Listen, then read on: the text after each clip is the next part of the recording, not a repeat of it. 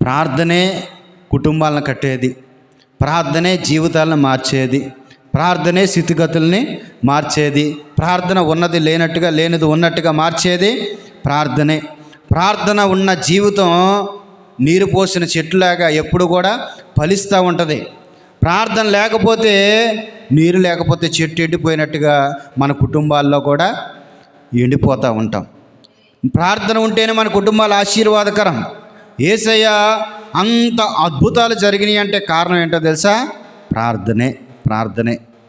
ఎంత ప్రార్థన చేసేవాడో యేసయ్య. మరి మనం చేసుకుంటున్నామా? అసలు మనకి ఎన్ని బాధలు ఉన్నాయో, ఎన్ని కష్టాలు ఉన్నాయా లేవా? ఒక్కొక్క కుటుంబంలో ఒక్కొక్క చరిత్ర ఉంటుంది, ఒక్కొక్క కథలు ఉంటాయి. పైకి చెప్పలేకపోవచ్చు కానీ ఎన్నో బాధలు ఉంటాయి. నీ సమస్యను బట్టి అయినా సరే నువ్వేం చేసుకోవాలంటే ప్రార్థన